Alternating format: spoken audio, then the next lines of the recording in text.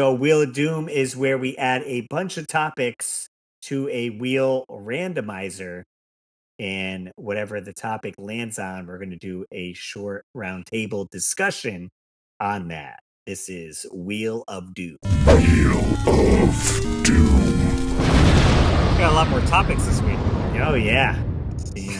Generated up real good. We're going to shuffle them up and give it a spin and see where we land.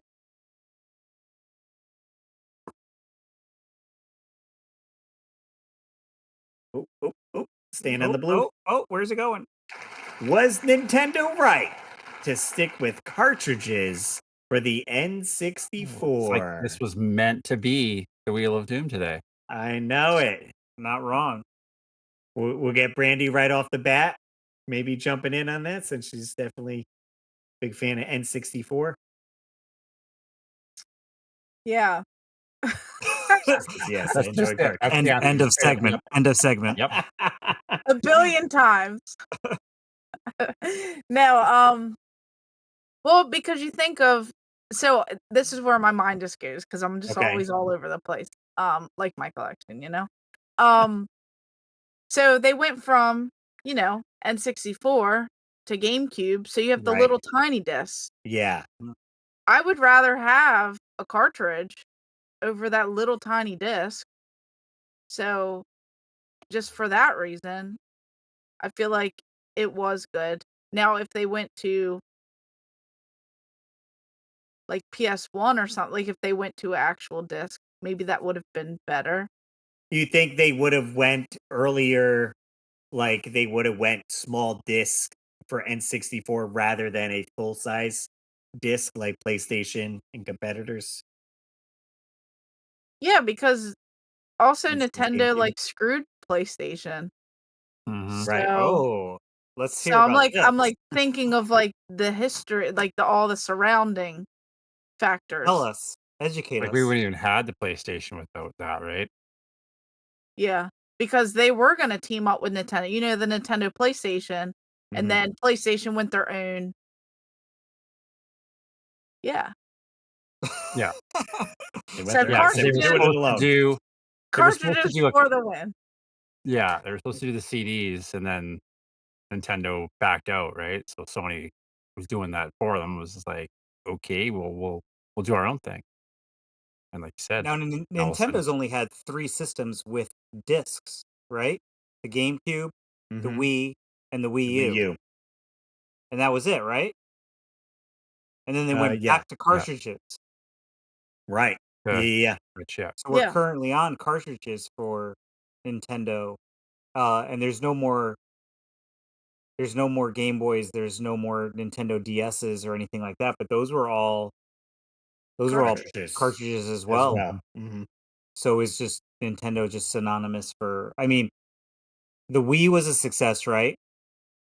Uh the Wii U, some people say it flopped. I really enjoy the Wii U. Yeah. And the GameCube did pretty well. So I'm just wondering what mentality Nintendo was in for not going the they've disc always way. even they've never stuck with the norm, right? Like they've Mhm. always Right. tried to be like to innovate and do these crazy things. So when everyone else was swapping, Nintendo was like, "Nope, we're gonna stick with cartridges. It'll be what it is, right?" Yeah. So, and like you said, even when they decided they're gonna go to disc-based games, first thing they did was exactly the opposite of what everyone else was doing. When everyone else was using the regular size CDs, Nintendo was like, "Nope, we're gonna use these little ones with the GameCube, and it's gonna be innovative and different," right? Right, because Even the when we PS1 went was out before. Yeah, Right. even when we Mhm. went to Nintendo using discs, we got the Wii, right? Like, the Yeah. full-size disc was the Wii, and they're Yeah. like Nintendo's like, "You know what? You're gonna hold this, and you're gonna swing it around like this and do your thing, and it's not gonna be the Xbox, the PlayStation, where you're holding the controller in your hand and playing it." They tried to innovate it again, right, and do something crazy with, yeah, these discs, but the system was totally different, right? Mhm. Well, it's also these systems that the Nintendo put out, they weren't putting out as much power either as PlayStation or Xbox, right? Right, right. So did they need discs ever Well, with the like amount of discs do hold more. More right, data, mhm, right. So, memory and all. like, competing with PS1 and stuff, but I felt like Nintendo at the time, like, I felt like it was fine, like, I still enjoyed playing N64, and my friends had PS1, but I still enjoyed playing my Nintendo. Sure. So, Yeah. they left some limitations by doing it that Mhm. way, Right. but at the same time, I guess it all made sense. Yeah, I was gonna say because they did come out with there's Resident Evil 2 on N64, which plays slightly different than if you're And they playing it were on gonna PlayStation. do Yeah, they were gonna do the disk drive for the Nintendo 64 DD, Mhm. and, like, I have a handful of those things, but even, like, those aren't actual discs, they're, like, Almost like the floppy disk. cartridge floppy looking Yeah. Yeah, thing. So and then that flopped. pun intended. I So mean, as someone that likes to collect games, I personally don't collect disc-based games. That's just me because I like the look and feel of holding on to a cartridge, right? Instead of having yeah. just the floppy opening case with the disc in the middle of it like everything else. Mhm. So I think they it was a good thing down the road when I look back at it because now I can go hunting and I can buy a cool looking cartridge I can hold in my hand. So for me, I think Right. Right. they did the right thing, but that's as a collector's standpoint that is into that stuff. Yeah. I mean, it also helps with protecting the game itself where it's encased in the cartridge and it can be thrown into bins and you could still dig through it, find it, and maybe you just gotta alcohol swab it a little bit and it'll still play. Whereas if it's a disc, maybe the case will crack and then crack that CD or you get a scratch on that CD and then that's it, you're done. You can't play that game anymore. Whereas with the cartridge, you're like, all right, this is it'll last a little bit longer. And like Keith was saying, maybe it displays on the shelf a little bit nicer than just having the DVD case or whatever with the games in it.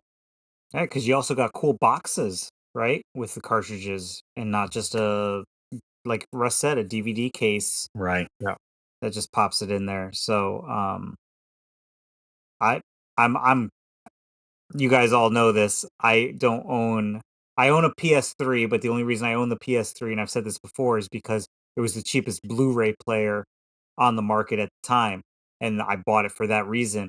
I only have a handful of games for the PS3, and I don't own another disc-based system other than my Nintendo one. So I'm just Nintendo all the way. So I think the nostalgia factor of cartridges is where I'm at. So I don't know, like, even going to cons and stuff and, like, like, when you go to Goodwill, right? Or you go to Savers or whatever you go to, your thrift stores, and you look through like, music CDs, right? It's very tedious to look through those music CDs, and that's how I also feel going to conventions looking through, like, PlayStation games. They're Mhm. the DVD cases, they're the jewel cases, Mhm. and I feel the same way, so um, yeah, for me, it's always going to be cartridge-based games, So 100%. we're going with yay for the N64 cartridges. They did the right thing. Now, controller, we'll have another conversation. The whole different wheel of doom, David. That's a it. whole different wheel of doom.